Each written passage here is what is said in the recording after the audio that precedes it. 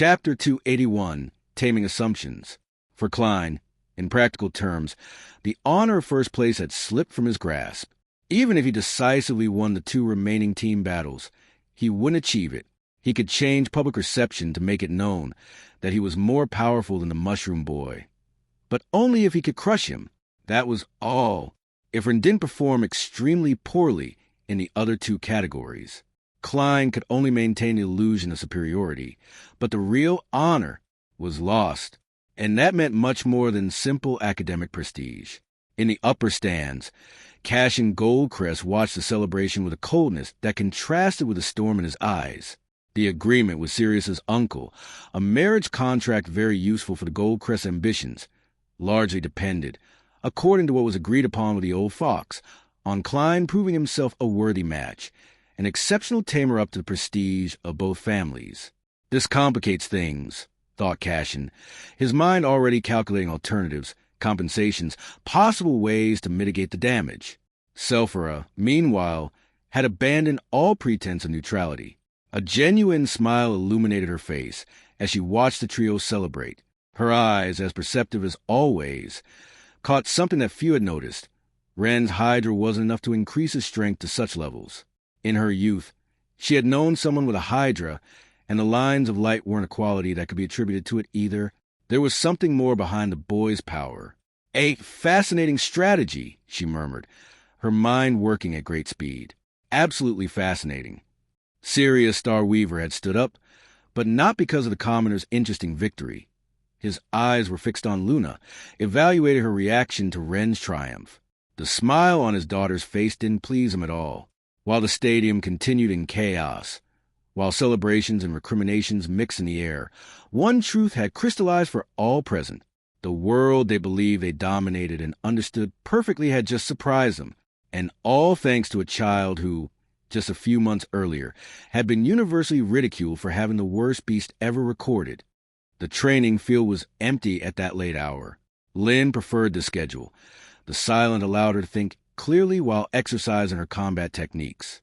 Her Fire Panther Lizard adding power to her Crane's enhancements helped her execute new sequences of kicks against a specially reinforced training dummy, producing a sound of claws tearing through resistant material. It was an almost meditative ritual that she repeated every night after training run, and although her pupil was resting, she couldn't take a break for herself. It was already her way of processing the day's events. When she perceived the approaching presence, she didn't interrupt her routine. The silent flight and subtle alteration in air currents had already revealed the visitor's identity. "From your agitation," she commented without turning, "I imagine you've already heard." Zhao advanced until he was in her field of vision. There was something different about him. Perhaps it was the new military tunic he wore, clearly designed for long-range missions, or maybe the thoughtful atmosphere that surrounded him before an important expedition. 15 seconds, he responded, incredulity still present in his voice. The director almost choked when he told me. I thought he would at least restrain himself from using the lightning that scared away the abyssal from our last gathering exam. Lynn smiled, finally stopping her exercise to fully focus on her colleague. No, he didn't use it. I was there, she confirmed, reaching for a towel to dry her sweat. Ren and his friends pulverized the record with the same simple strategy from his diagnosis exam against iron rank monsters. It was simple and at the same time extraordinary. Lin explained the battle details. Zhao shook his head, still processing the information. A single spear strike through that small opening on the first attempt? That kid is going to steal my title as the most precise thrower when he grows up. I don't think it's going to be just that, Lin specified, her voice instinctively lowering although they were alone. Aunt Selphira already thinks he has a ring. Probably Leora is giving her hints accidentally too, but she told me she wouldn't inquire for now, though I don't believe her too much. She sat on one of the side benches, indicating Zhao to do the same. But that doesn't worry me right now. If she wanted to make sure, she would have done it already, although she refuses to accept it. Leora's opinion matters too much to her since Laura's death. Zhao nodded slowly, seeming to absorb every detail, categorize it, file it for future reference. Are you leaving again right now? Lin asked, pointing to his expedition attire. Julius asked me to deliver something just some hours ago. He wants me to go look for his father one last time. Zhao confirmed, his tone mixing resignation and determination.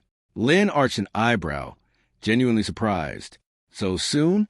It's barely been a few months since the last attempt. This time is different. Zhao lowered his voice even more, leaning slightly. He has a secret weapon to convince him. He didn't elaborate, and Lin didn't press. Some things were better not knowing, especially when they concern negotiations between a prince and the king. It's still dangerous for you, she observed. Less than before, Zhao responded with a tense smile. Thanks to a certain gift, I now have better concealment capabilities and other useful skills. I'm still the best at avoiding impossible battles. Still, be careful, Lin warned. Zhao nodded. Watch over those mischievous kids while I'm gone, especially during their visits to the depths. There have been changes in the abyss since the last visit. What kind of changes? Lin looked toward the door, making sure again that they were alone. Did Julius find out anything new about the Triple Tamer's attack? Zhao shook his head. Not officially, but security in the lower parts of the abyss has increased considerably, and they discovered greater beast activity at lesser depths. He put his hand on his chin. What they did discover while looking at that was also something interesting, but expected. The abyss zone assigned to Goldcrest was the entry point for Yino's assets. They had a rather deep operation. How deep? Asked Lin, genuinely interested. Didn't the beast attack them when crossing? No, they had built a massive rope in the depths, generated by beasts from both sides. A braided structure that served as a transit route at gold rank depth. Zhao's voice distilled contempt. They avoided the blind assassins using a pestilent hormone. They developed specifically to repel them, due to the depth at which they operated. The aerial patrol never detected the line. The Yino people always so inventive. Lin commented with sarcasm. Victor took several Earth and Light experts to investigate under the pretext of a complete Yano territory review after the school attack. But in reality, he only inspected Goldcrest territory. Zhao continued. He said it was interesting. The Goldcrest tried to divert them, guide them away from the exchange point with territorial excuses. A sardonic smile crossed his face. But Victor prevailed. With the support of Ashenway troops, he concluded the investigation and found the dam line. They cut it, of course. But that alone won't be the end, Lin concluded. No, not by a bit, Zhao confirmed. They'll probably make another one elsewhere or switch to an aerial route if they can keep avoiding the blind assassins.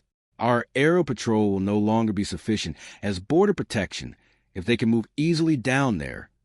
Lin remained thoughtful for a moment, drumming her fingers on her knee.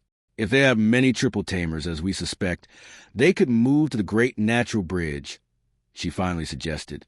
It's a logical route to send their assets to attack us instead of big aerial transit. We'll see the war start there if they begin it soon. Zhao shook his head. I don't think so. The curious thing is that it seems they're retracting, at least temporarily. Lin looked at him with surprise. Don't they have the advantage now with their triples? It seems it's not so easy.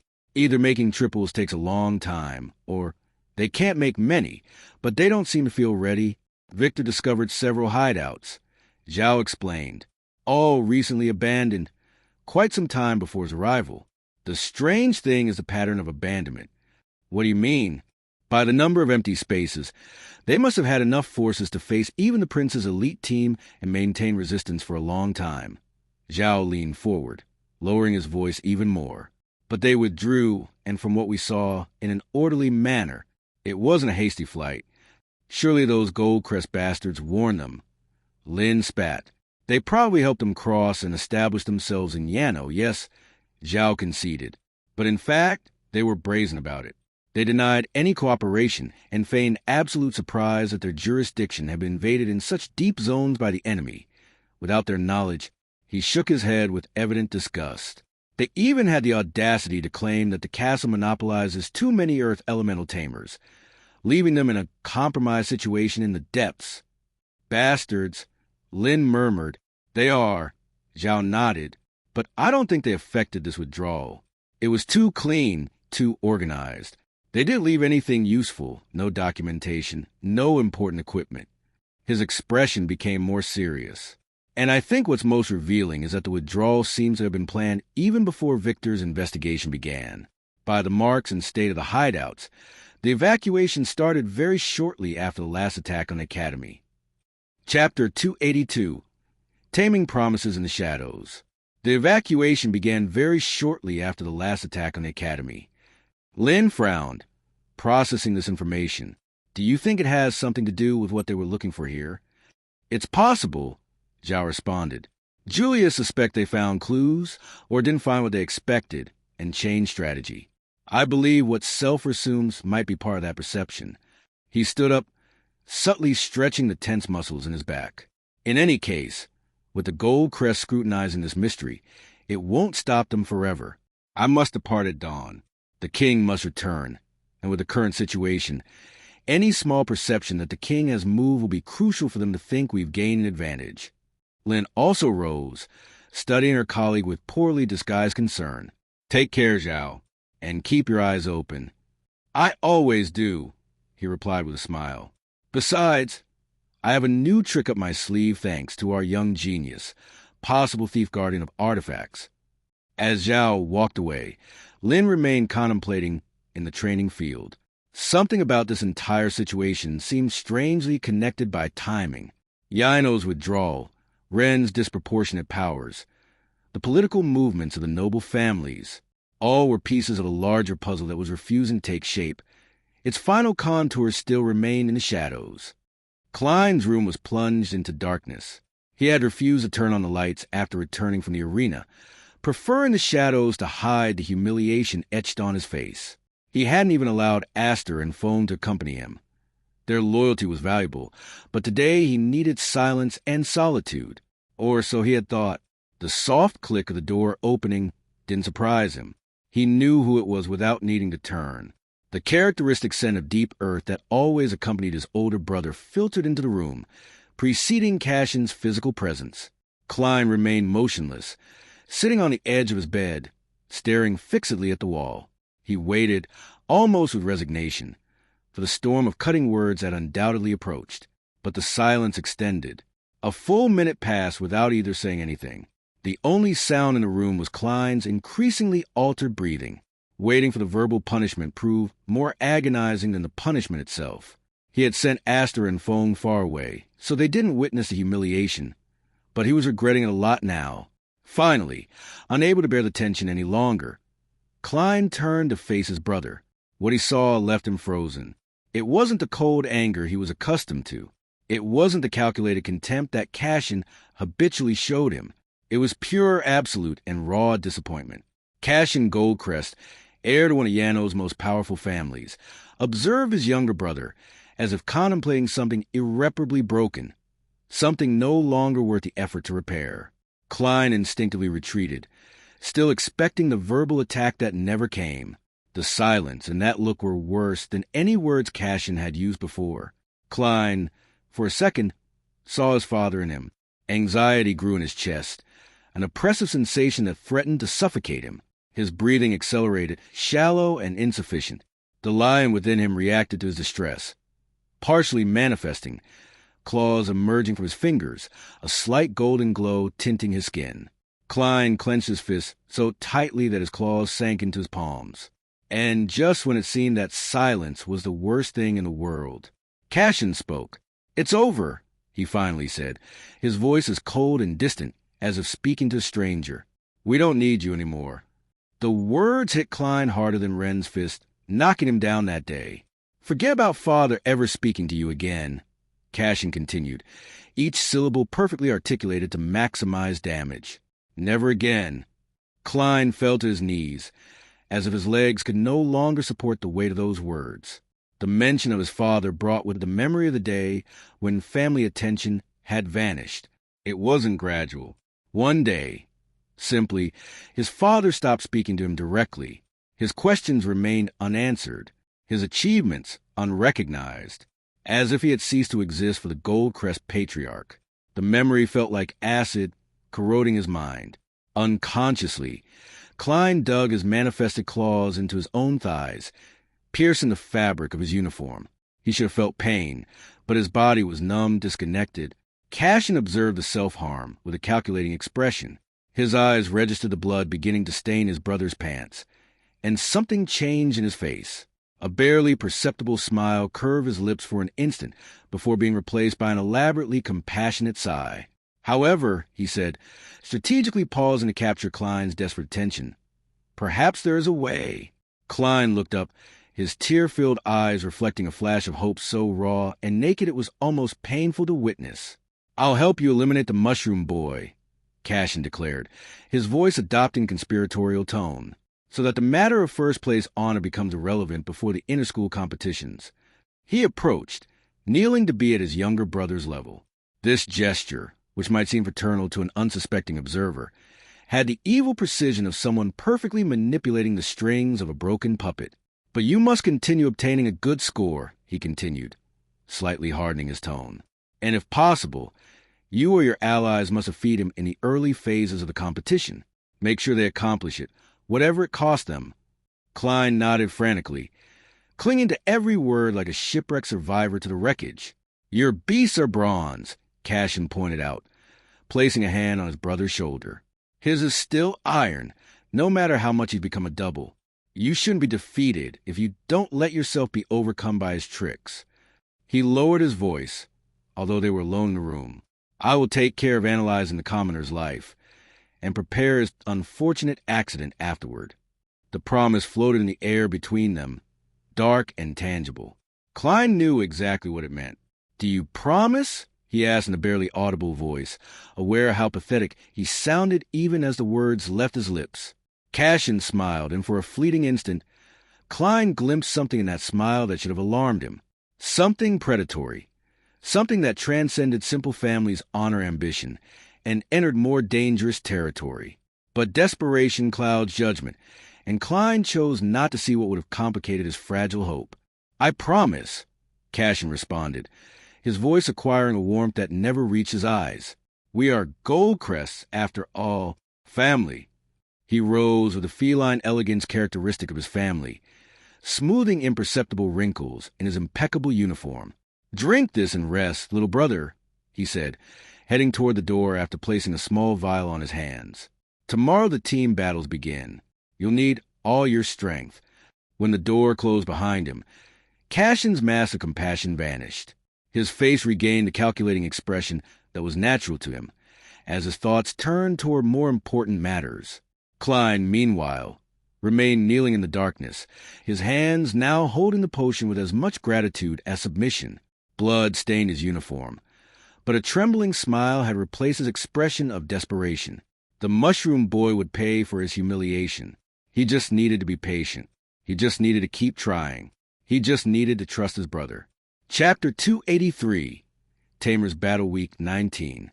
The gray-winged dormitory was quiet that night. Exhaustion after the day's intense emotions had left most students deeply asleep as soon as they touched their pillows. However, in the room shared by Run, Min, Taro, and Lu, excitement still kept them awake. Ren sat cross-legged on his bed, his mushrooms pulsing with a soft glow that dimly illuminated the room. The light was sufficient to distinguish the expressions of Taro and Lu, who looked at him with admiration and camaraderie. "So," said Ren, addressing Lu, "how was your battle?" "We couldn't see it even though ours was short because it had also already ended when we arrived at the other arena." Lu smiled, his eyes shining with enthusiasm. He seemed very different from the bitter and distant student he had been at the beginning of the semester. 20 seconds, he responded with evident pride. "We were right behind you in the global time record. It was incredible." 20. Taro whistled softly, impressed. "How did you manage it?" Lu leaned forward, instinctively lowering his voice. The excitement made his usual reserve fall away, his hands gesturing animatedly as he spoke. "I used what I saw from the sound specialist student, Jolie Wei. Remember I went to observe his combat." He looked directly at Ron. "Applying what you taught me about the synergies between the bat and the hyena, I was able to adapt his technique." Rin nodded, his mushrooms brightening slightly in response to Lu's enthusiasm. Lu continued, still excited. "It wasn't as precise as Zhou's technique," He, I suppose, has years of practice and his beast is silver too. But my big stone lurker was less problematic than the stone mountain he faced. You managed to copy the technique of someone from 7th year? Taro asked, surprised. Lou made a face, half guilt and half retrospective amusement. He put a pillow in front of him, slightly embarrassed. My control wasn't perfect, he admitted. My teammates ended up with injured ears despite the earplugs, and a part of the audience, too. Oh! Taro contained a laugh. Those screams must have been painful to hear then. Lou nodded, his smile growing wider. Fortunately, the healers easily repaired the damage. It was minor, just temporary ringing and some disorientation. Very few bled. The important thing is that it worked, Rin pointed out. And how do you feel about the hyena now? That's the best part. I still can't believe it, and you'll surely become insufferable, but now I adore it. Lou shook his head in disbelief. From being the worst treated in my class, now they look at me as number one in potential. Everyone knows I'm a double thanks to you, because they connected some dots, and I didn't know how to deny it. Sorry, but the looks of amazement when we left the arena worth every second. He paused, as if still processing the change. It's like I stopped being the failed repeater overnight. He turned to run, his expression transforming into something more serious, almost solemn. The usual distance in his eyes was replaced by genuine gratitude. I thank you, Ron. I truly thank you, and I always will. Rin shook his head, visibly uncomfortable with the intensity of the gratitude. He shifted slightly on his bed, the mushrooms dimming momentarily. Don't thank me, he responded simply. Anyway, a mischievous smile appeared on his face as he added, don't think that just with that attack you're going to beat me, or that I'll go easy on you in the individual matches. Lou blinked, momentarily surprised, before bursting into laughter. Is that a challenge, Lucky Shroom? It is, confirmed Run, widening his smile. In fact, I won't go easy on any of you. You won't win against the best camouflage, stupid Klein, Min mumbled just before beginning to snore softly.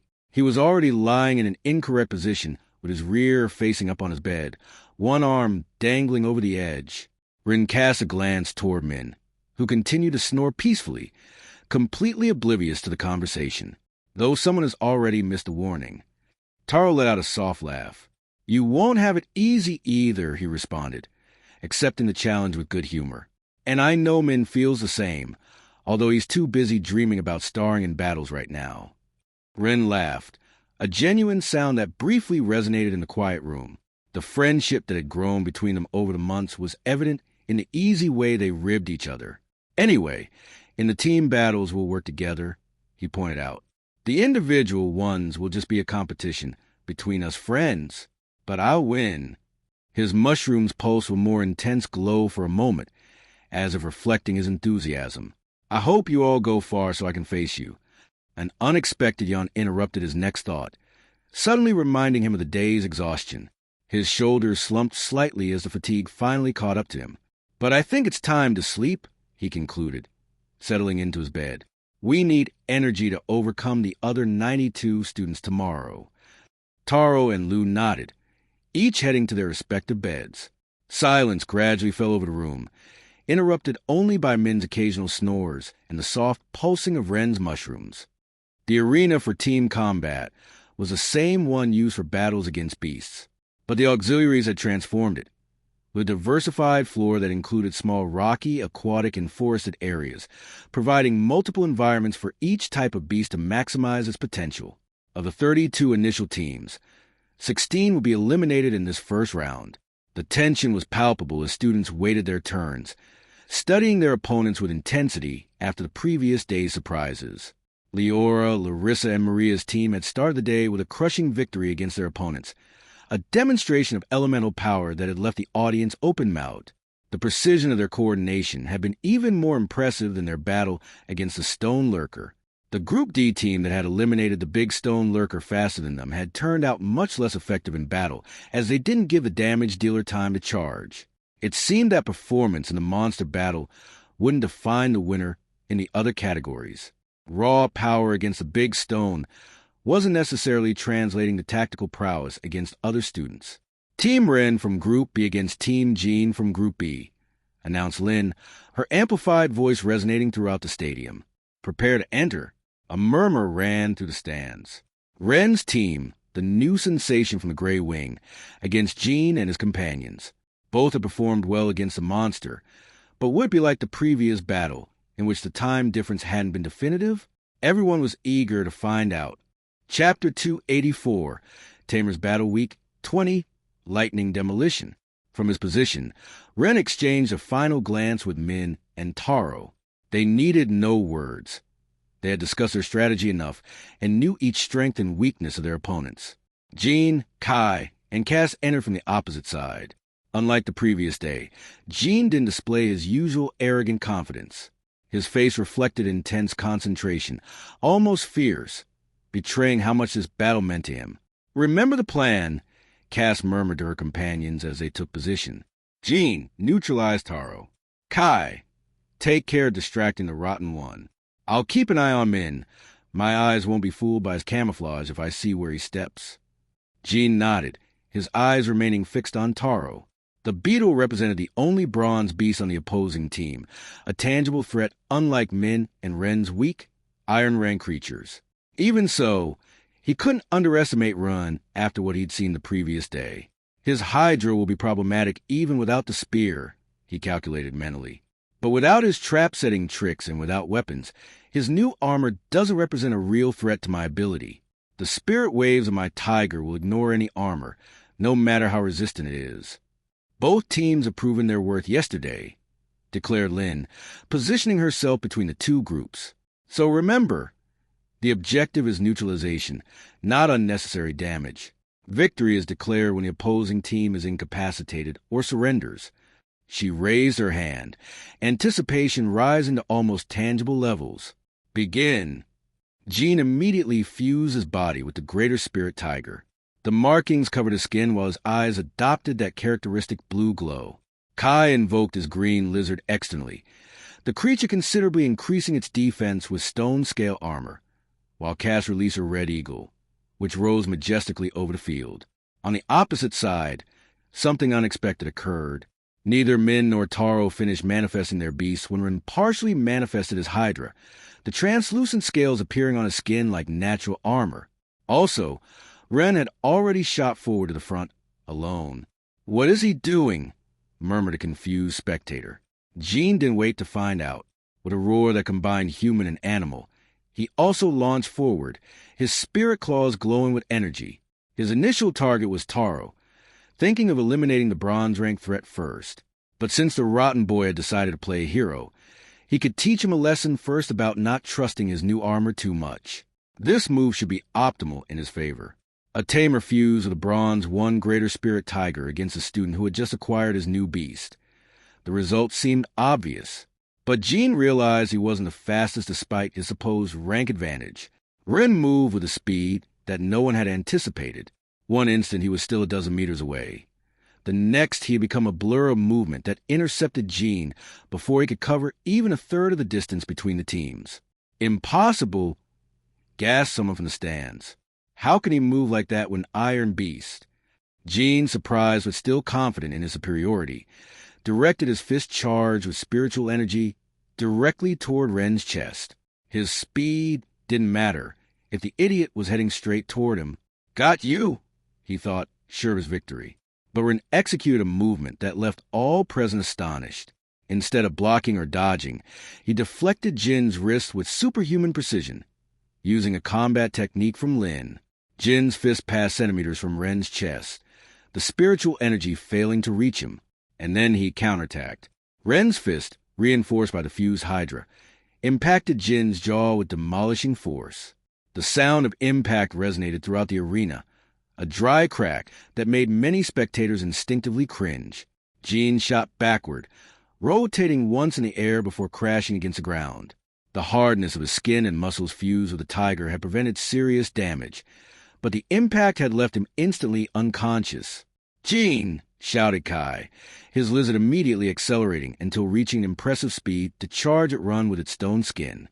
Cass reacted simultaneously, her red eagle descending in a dive while generating air currents that concentrate around its wings like invisible blades. Ren now found himself between two simultaneous attacks. Any normal student would have been caught in this perfect pincer. Ren wasn't normal. Instead of retreating or trying to dodge, he did exactly the opposite. He shortened the distance toward Kai with brutal acceleration, moving directly toward the attack as if intending to collide head-on. When only centimeters separated them, Ren executed a turn that seemed to defy the laws of physics. Rotating on his own axis, he dodged the attack from Cass's eagle by millimeters while his fist, now shining with a diamond-like radiance, impacted exactly at the same point where he had hit Kai that first time. But this time, he didn't just deactivate Kai's ability. This time, something more happened. The scaly armor of the green lizard, which partially covered Kai, not only lost its characteristic glow, it shattered like crystal under the impact of Ren's diamond fist.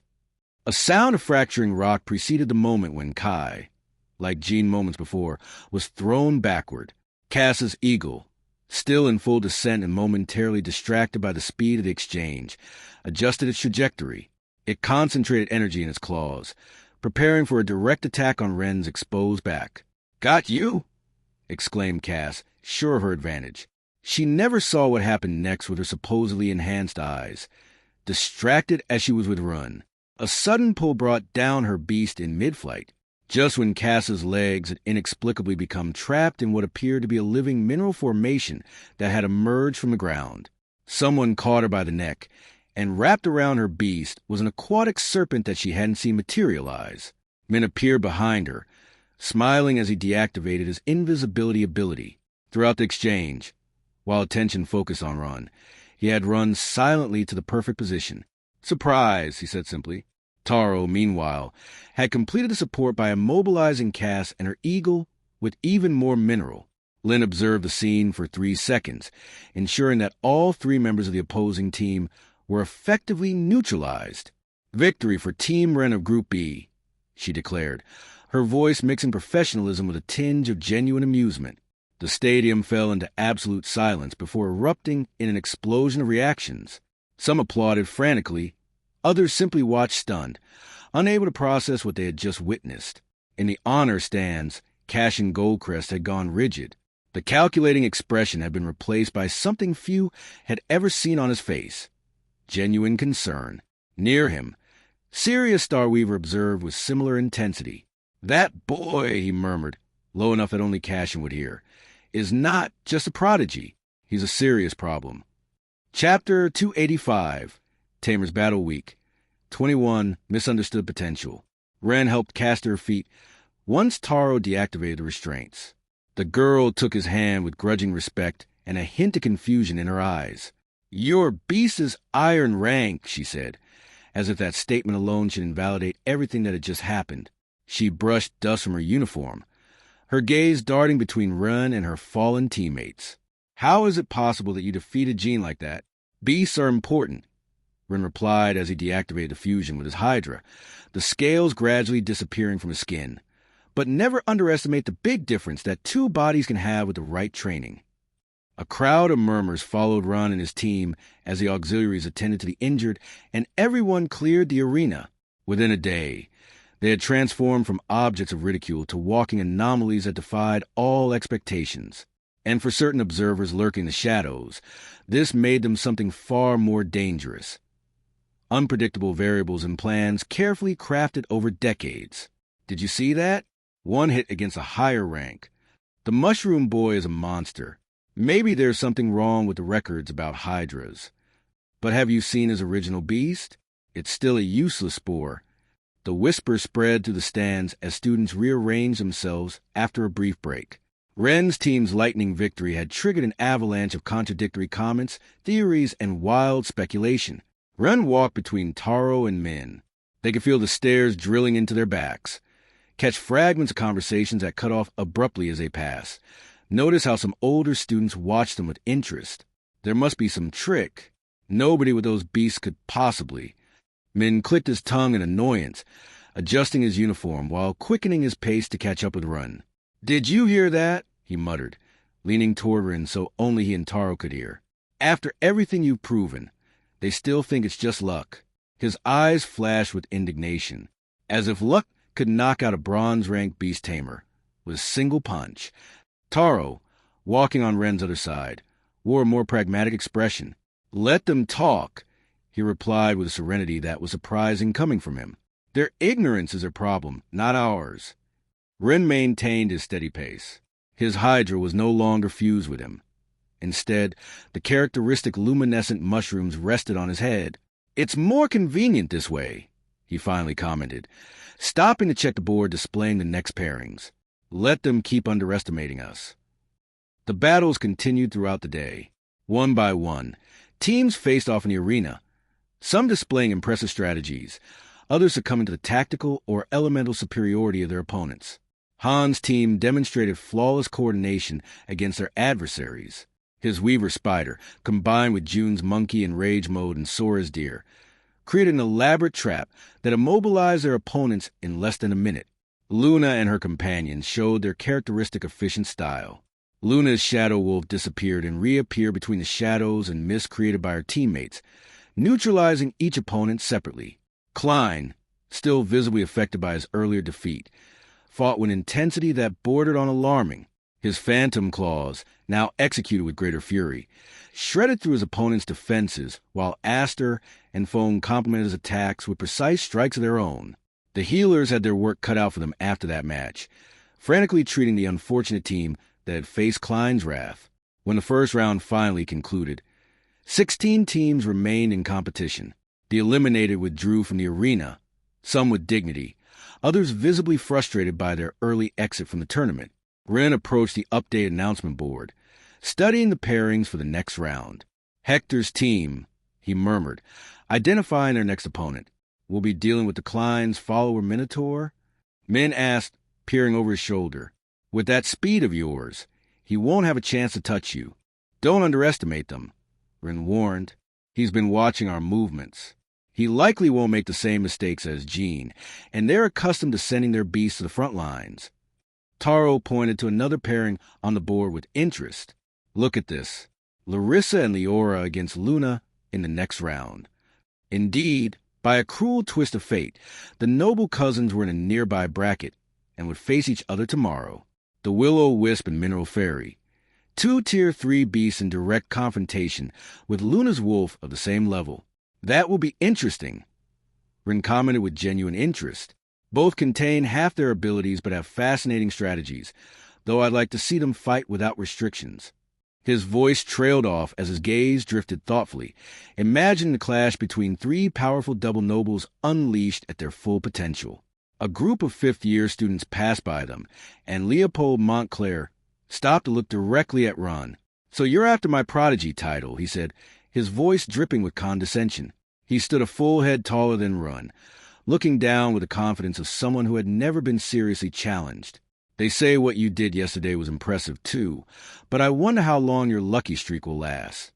Min stepped forward, but Ren stopped him with a subtle gesture. "My father says luck favors the prepared," Ren responded calmly, his eyes fixed on those of the older student. The mushrooms in his hair pulsed with an even rhythm, betraying no anxiety or intimidation. "Don't you think we work hard to be where we are?" The boy narrowed his eyes, clearly unaccustomed to first years responding to him. His beast manifested fully, a silver 2 cockatrice of considerable power compared to iron or bronze beasts. Its scales shimmered with an opalescent quality that spoke of proper cultivation and care. "It's a shame," he continued, ignoring Ren's question, "that all that talent is tied to a useless fungus and a hydra that can barely reach Silver 1. If you had a beast with real potential like mine, that could reach gold. If I wanted advice on beasts," Ren interrupted with that tranquility that could be more irritating than any insult, "I'd look for someone who knows how to properly utilize their own. Your beast has a mutation in the energy pattern of its back and left wing that limits the use of 2 of its abilities. You should study your cultivation better before it's too late, and you fail to reach even a mediocre standard in the library's technique." The student paled, his eyes widening with surprise before narrowing with fury. The cockatrice's manifestation flickered, as if responding to its tamer's emotional turbulence. "What the hell do you know about—" "Enough, Leopold."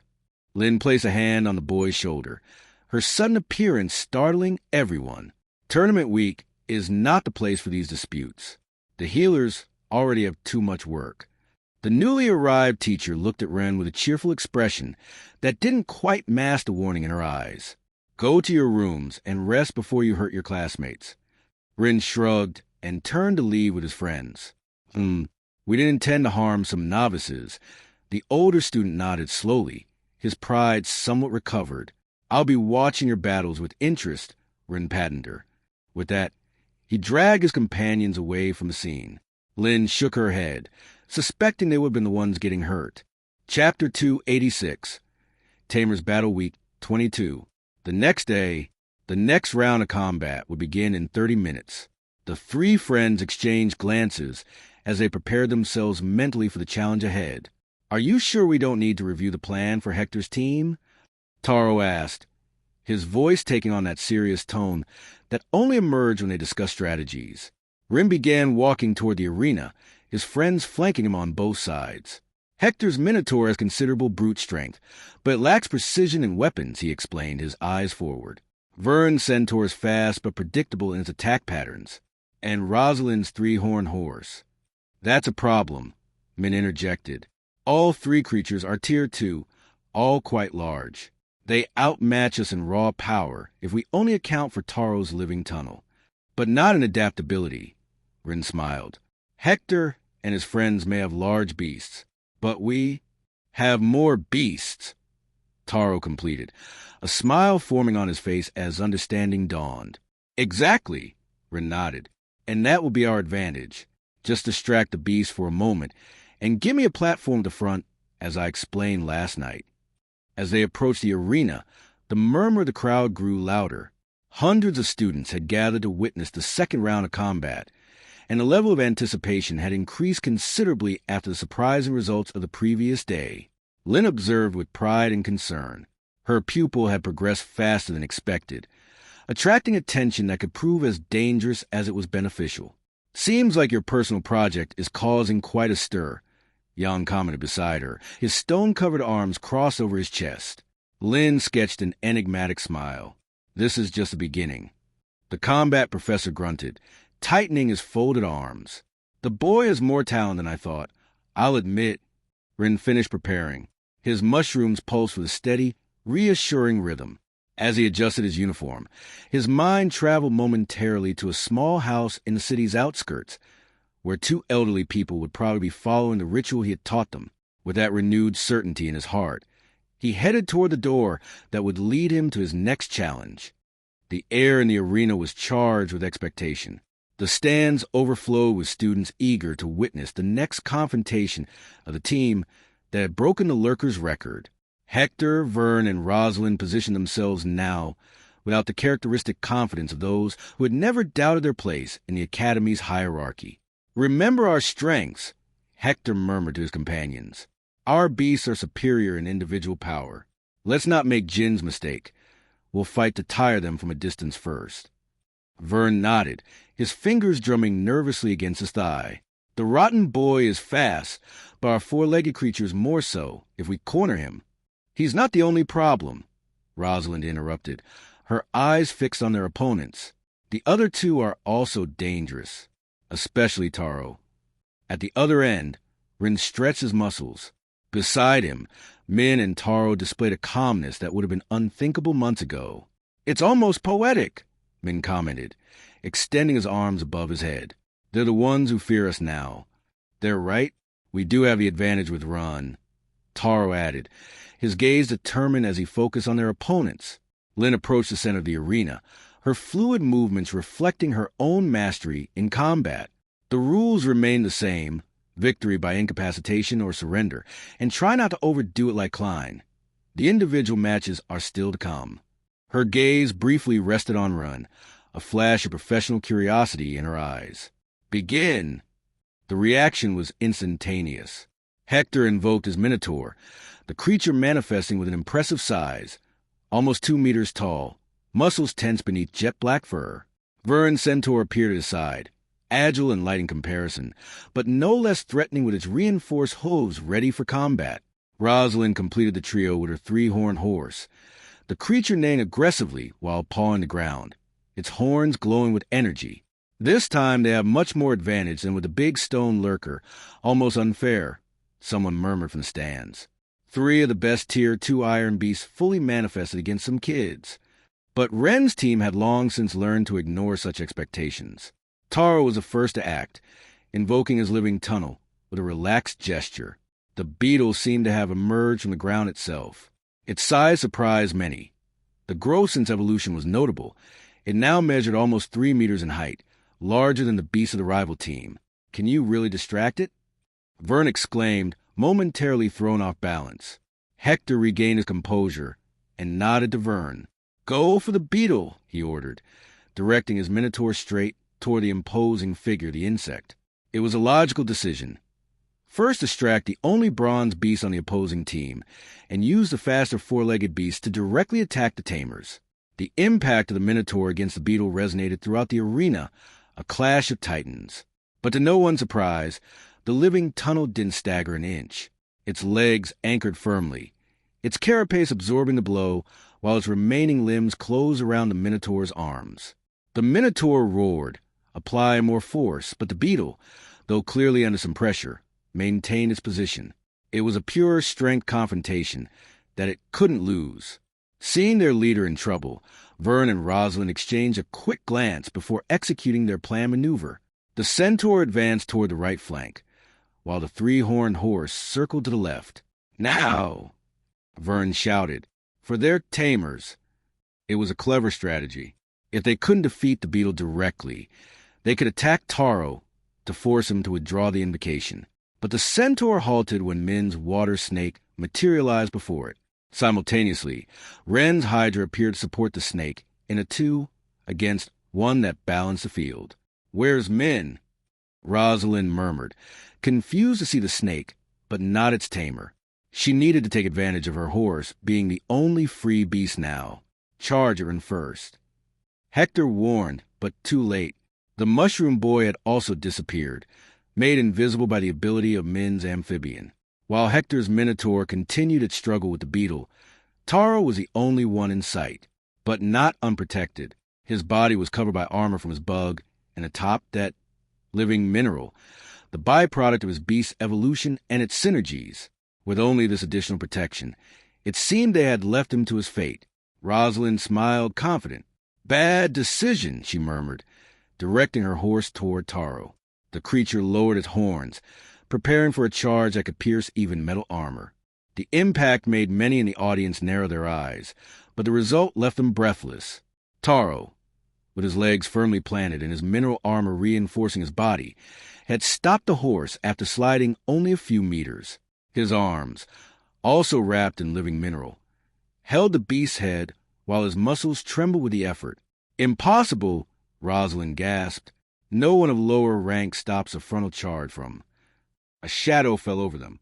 Ren, who had been waiting for this moment, jumped from a mineral platform that the beetle had strategically created behind him. He lost his invisibility upon separating from the effect of Min's amphibian, but gained the element of surprise as he descended directly onto Vern. Chapter 287, Tamer's Battle Week 23. Ren was too fast. He connected a precise punch to the face of the nearest boy. Vern fell unconscious, his centaur vanishing from the impact, but the victory was brief. Hector, seeing his companion fall, roared with fury. He instantly canceled the minotaur's struggle against the beetle and fused with the beam of light that was his beast, his body transforming into a smaller human version with several features of the creature. He launched himself at Run, who had barely landed after his attack on Vern. I've got you, he shouted, his transformed fist heading directly toward Ren's side. The blow connected with a loud crack.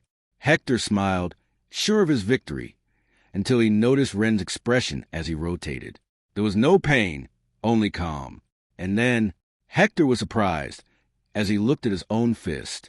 Ren's hydra had also returned his body in a flash of light just in time, fully fused, covering his torso with diamond-like armor. The translucent scales, supported by the power of the ring, gave him 140% extra defense, and had absorbed the impact completely. But the most alarming thing for Hector wasn't being unable to inflict damage. It was the pain now climbing up his arm. His knuckles were dislocated, some bones clearly fractured from the impact against something much harder than expected. "My turn," said Ren, already executing his precise and devastating counterattack. He spun, channeling the momentum of Hector's blow into his own movement, and connected a spinning kick that hit exactly on the jaw of the fused Minotaur boy. Hector collapsed, unconscious even before touching the ground. Rosalind, the last one standing, assessed the situation with the characteristic coldness of her noble battle education. Her horse was still trapped by Taro. Min had reappeared behind her and now directed his snake toward her back, and Ren was turning in her direction with that calmness that was more intimidating than any battle cry. But what finally sealed her decision was seeing the enormous beetle, now free from its confrontation with the Minotaur, approaching her horse to trap it in mineral formations emerging from the ground. With a sigh of resignation, Rosalind raised her hands. "I surrender." Lynn observed for a moment longer, ensuring that the combat had definitely ended, before raising her arm. "Victory for Ren's team," she announced, her professional voice barely concealing a tone of satisfaction. The stands erupted in cheers and exclamations of amazement. What many had anticipated as a more complicated combat had again ended in less than a minute, a demonstration of effectiveness that few had seen in first-year students. From her privileged position, Selphra Ashenway applauded with elegance, her eyes shining with pride, though no one knew exactly why. Klein, observing from a secluded corner, clenched his fists so tightly that his nails dug into his palms. The ease with which the Grey Wing team had dispatched companions from his inner circle was more than humiliating. It was a direct threat to his honor. Impressive coordination. Luna commented to no one in particular, though her tone suggested she was mentally measuring her own strategies against what she had just witnessed. In the arena, while medical auxiliaries attended to Hector and Vern, Ren and his friends gathered in a tight circle. "It worked better than I expected," admitted Taro, flexing his fingers to relieve the tension from resisting the charge. "Though I almost lost my grip when the horse charged. Ren said its horns couldn't pierce through the defensive synergy of your beast even if you let go. Don't be such a winner." Min smiled widely. "Did you see their faces when we disappeared? Priceless." Ren, however, maintained his analytical expression while observing the battle marks on his companions. "The synchronization with the amphibian needs work," he pointed out. "I lost invisibility too soon when jumping. Taro could have damaged the horse with the mineral claws and—" "Don't be such a perfectionist. You were the one who said we shouldn't plan too much so we could learn to react." Min sighed theatrically, though his smile didn't diminish. "Klein's team, Larissa's, or Luna's will be different," Ren remarked as they headed toward the exit. "Remember that we'll need more than invisibility tricks against them." "A problem for another day," replied Taro, surprising his companions with his nonchalance. "For today, how about we enjoy this victory a little? Imagine Klein's face." Min burst out laughing, putting an arm around each of their shoulders. "That's the spirit. Wait, who are you, and what have you done with our worrywart Taro?" The three walked away laughing, leaving behind an arena full of speculation about whether these boys with supposedly mediocre beasts could really make it to the end of the tournament. Ren and his team watched some other battles of the day, since they didn't need to be healed. Han's team won theirs, and Min made a disgusted gesture, along with Taro's complete disappointment one, when Klein's team easily won theirs. But the next battle, the murmur in the stands reached a new level when they announced the next pair of teams. It wasn't just another match of newcomers.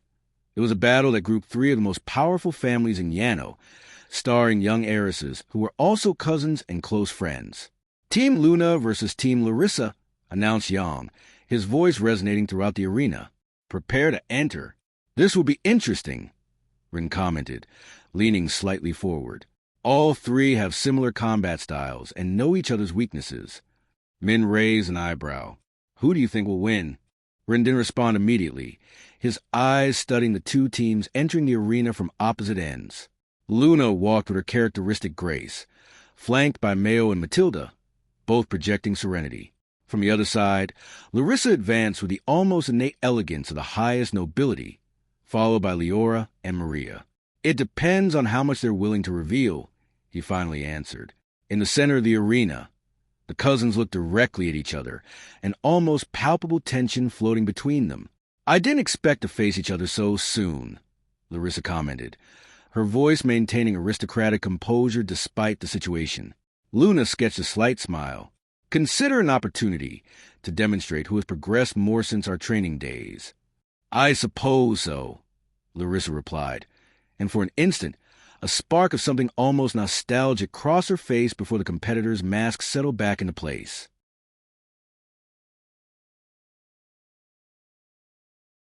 Chapter 288, Tamer's Battle Week 24.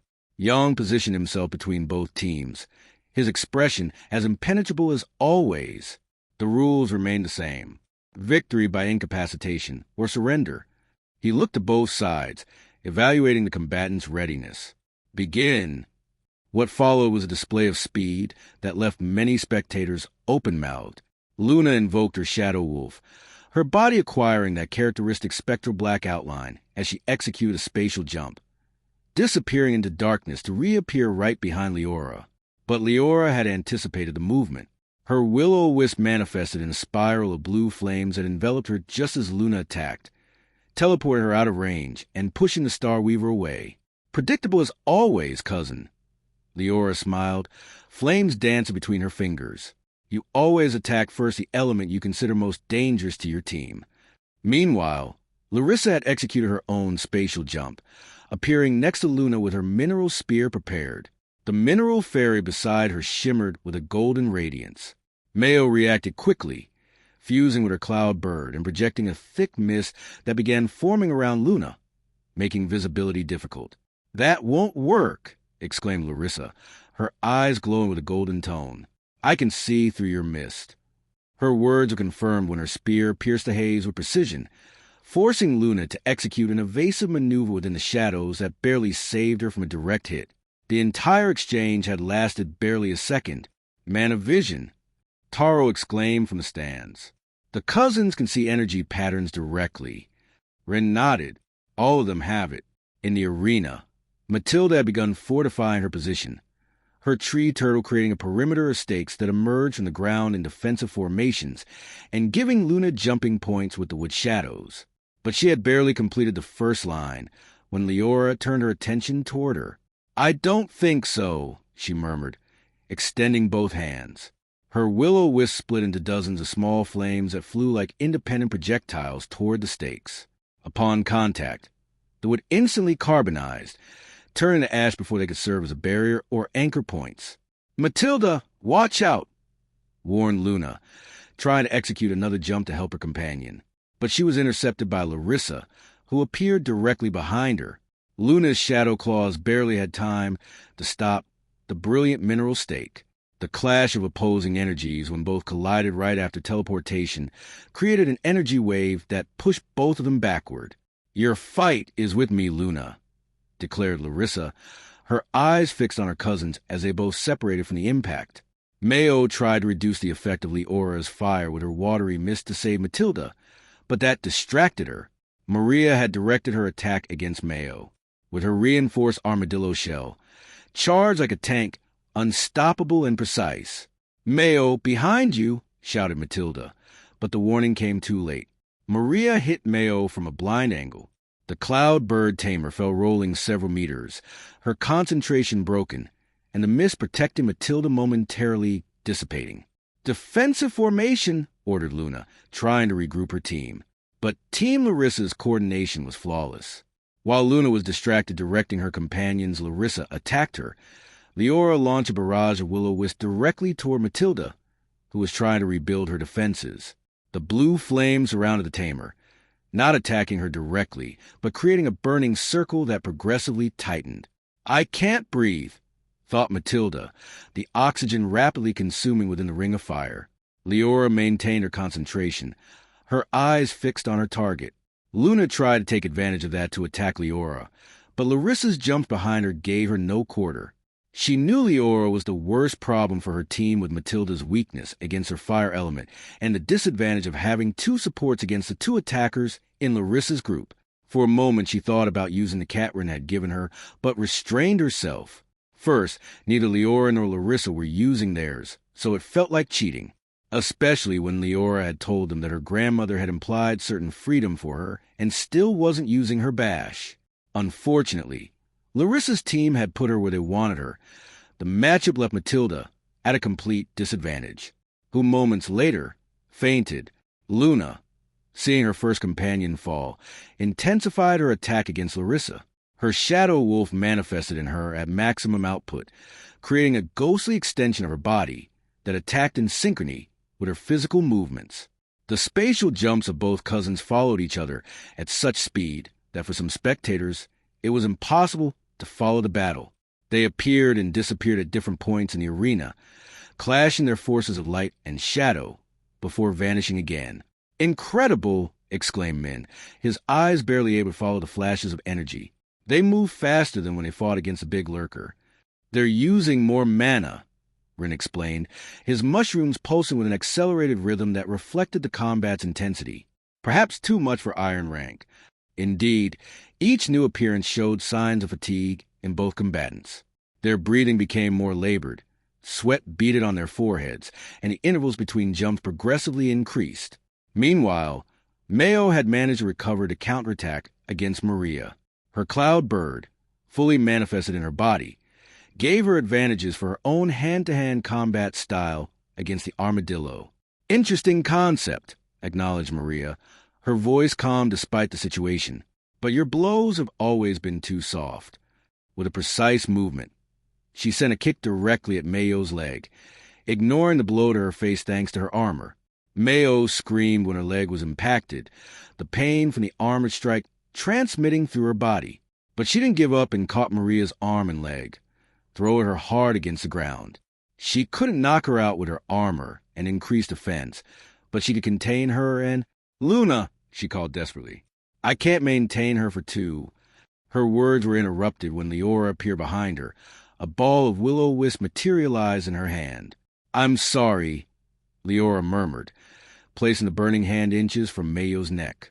"It's nothing personal." Mayo assessed her situation. Although she had Maria trapped, she realized that Matilda was already out of combat and closed her eyes, mixing frustration and respect for the superior tactics. Leora eliminated her. Chapter 289, Tamer's Battle Week 25. The combat had been reduced to 3 against 1 when Leora rescued Maria. Luna, sensing that her companions had fallen, executed a spatial jump wider than the previous ones, reappearing at the opposite end of the arena to gain distance. "It seems I'm at a disadvantage," she declared, her breathing labored but her posture still firm. Larissa, Leora, and Maria surrounded her, forming a perfect triangle. "You can surrender with honor," offered Larissa, though her tone suggested she didn't expect Luna to accept. A defiant smile appeared on Luna's face. "And miss the opportunity to defeat 3 opponents at once? Never." What followed was a display of skill and endurance that left the audience breathless. Despite having already used considerable mana, Luna moved like a force of nature, using her cousin's shadows to jump, invoking her wolf, and exchanging places to inflict some minor wounds. Each time Larissa, Leora, or Maria thought they had her cornered, she disappeared in a dark flash to reappear attacking from another angle. "It's a desperate strategy," observed Ron. "She's still using too much mana with each jump." Indeed, although Luna managed to keep her 3 opponents at bay, each new movement was visibly slower than the previous one. Sweat soaked her uniform, and her breathing had become laborious. Larissa was the first to take advantage of it. "Now!" she signaled to her companions. Containment pattern. The 3 attacked simultaneously, not where Luna was, but where she would appear according to the pattern they had been studying. Larissa with her spear, Leora with her fire, and Maria with her armor, converged at the same point just as Luna emerged from her jump. The Star Weaver tried to change shadows at the last instant, but exhaustion diminished her precision. When she reappeared, she found herself directly in the path of Maria's armadillo, which impacted her with sufficient force to knock her down. Before she could recover, Larissa was upon her, the tip of her spear already inches from her chest. Despite everything, she managed to melt into the shadow behind her just in time and emerged behind Larissa, attacking her back with shadow claws. But while striking, Leora attacked her with her will-o'-wisp, knocking her down again. Luna glanced for an instant to where her father was watching and tried to rise again, but her muscles protested. Mana control almost impossible after so many consecutive jumps. Leora and Larissa made another jump to stand over her. For a moment, it seemed like she would attempt one last desperate attack, but finally she looked at her cousins together and let her head fall softly against the ground. "It seems together you're too much for me. You're better at coordinating than I remembered," she admitted with a small tear in her right eye and an exhausted smile. "I surrender." Young advanced to the center of the arena, observing the combatants with his usual impassive expression, though those who knew him well might have noticed a flash of approval in his eyes. "Victory for Team Larissa," he declared, his voice resonating throughout the stadium. Applause erupted, especially intense from the sections where supporters of the noble families were located. The battle had been spectacular, a display of skills that far surpassed what was expected for first-year students. Larissa leaned down, offering her hand to Luna to help her up. For an instant, the competitor's mask disappeared, and genuine concern for her cousin reflected on her face. "Are you all right?" she asked softly, just for Luna. Luna accepted the hand, rising with a tired smile and rubbing her eye. "My pride is more wounded than my body," she responded. "You all fought exceptionally well." "So did you," Larissa replied, and for a moment, the two cousins shared a look of understanding that transcended momentary rivalry. "Your wolf is impressive. I don't know if I'd win one-on-one." "Your coordination was better than ours," acknowledged Luna. "I didn't expect you could anticipate my jump patterns so precisely." Leora approached, her will-o'-wisp once again docile around her. "We've been studying your movements all semester," she admitted with a mischievous smile, "though you've never been this fast." The three shared a brief laugh, before the formality of the tournament forced them to separate. As they headed toward their respective exits, Luna paused briefly to look toward the stands where Run was watching. Their eyes met for an instant, a second that seemed to extend into a silent conversation. "It's a shame we can't face each other as teams," commented Run. "Though perhaps I'll have the chance to challenge her in an individual combat, if I'm lucky." A gleam illuminated Luna's tired eyes before she disappeared through the tunnel. "That was the final match played early," sighed a sixth-year student, stretching his legs. "The princess's team is probably too strong for the other competitors." His companion nodded thoughtfully. Now the entire academy knew that all three girls had jumping beasts. Ren observed the older students quickly updating their prediction boards at the edges of the stands. The revelation of the noble cousin's complete capabilities was causing a stir, especially among those who enjoyed speculating on outcomes. A strong announcement interrupted the commotion. "Attention to all participants." Lin's voice resonated throughout the arena. "Since today we had half the teams of yesterday, and due to the efficiency of most combats, we've decided to advance some individual battles from the first round." This declaration provoked murmurs of surprise and excitement, although it wasn't uncommon for them to advance the exams as quickly as possible if they could, to give more space to the final battles in the last days. Participants who haven't suffered significant injuries during today's team combats and are ready to compete report immediately to the medical auxiliaries for evaluation. "Looks like they're picking up the pace." Murmured men. "Who are you facing, Ren?" Ren checked his own combat. Ron Blackfire. "The Salamander boy?" asked Taro, genuinely surprised. "You said he was in your group at the Southern Temple during the invocation ceremony, right?" "Yes," confirmed Ron as he stood up. "He was one of those I saw get their beast that day." Ren caressed the mushrooms on his head and released a bit of their glowy dust. Though he had hated his beast that day, now he couldn't imagine life without it. "Sorry, and thank you," thought Ron, addressing the small chubby baby fungus resting inside him. Chapter 290, Tamer's Battle Week, 26. Ren and his friends headed toward the preparation area, where medical auxiliaries were already organizing students selected for the advanced individual battles. An assistant in a green uniform handed them small pills after checking that they had no injuries and their mana veins weren't too strained, to restore your mana and stamina to optimal levels. He explained mechanically, as if he had repeated the same phrase dozens of times in the last few minutes. As Ren took his pill, he felt a presence beside him. Ron Blackfire was watching him with an expression that mixed curiosity and poorly disguised disdain. "Patender," he greeted with a brief nod. "Almost 6 months have passed since your misfortune at the ceremony, eh?" Ren returned the gesture, studying the changes in his opponent. Ron was no longer the same child from the temple. He had become slightly more muscular, and the crimson scales only on the outer part of his arms indicated increasing control over his salamander. "Blackfire," he responded simply. An uncomfortable silence settled between them, while the auxiliaries continued preparing the arena for individual combats. Finally, Ron seemed unable to contain what he really wanted to say. "It's a real shame, you know," he began, his voice mixing genuine condescension with a touch of envy. "When I heard you were a double tamer, I thought, well, the mushroom boy finally had some luck." He crossed his arms, the scales briefly gleaming, but ending up with a hydra as a second beast. "It's almost as unfortunate as your first beast." Rin maintained his neutral expression, while Min and Taro suppressed their laughter. "It should have been someone like me who found that potion," continued Ron, now with more confidence as he interpreted Ren's silence as resignation. "Imagine the synergy, my salamander and a phoenix, for example. 2 powerful fire beasts complementing each other perfectly. It's normal for a double to receive a beast with real goal potential." "Your concept of synergies is inefficient," Ren finally responded, his voice calm but firm. "Fire with fire hardly has synergistic potential. Only Earth has real retroactive capacity between similar elements." Ron blinked, momentarily disconcerted by the technical response. "Excuse me, but you're right about one thing," Rin continued, ignoring his opponent's confusion.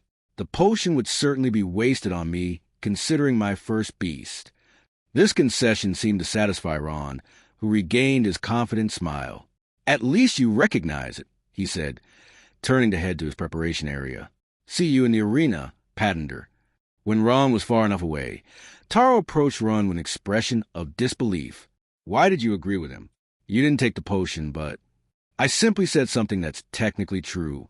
The potion would be wasted on me because I don't need it," he reminded him quietly. Min and Taro exchanged glances and sighed before smiling too. "You're twisted, you know that? Seems like Larissa's rubbing off on you," laughed Min, giving him a light punch on the shoulder. "Individual combatants of the first group to the arena," announced an auxiliary, interrupting their conversation. Ren headed toward the arena entrance.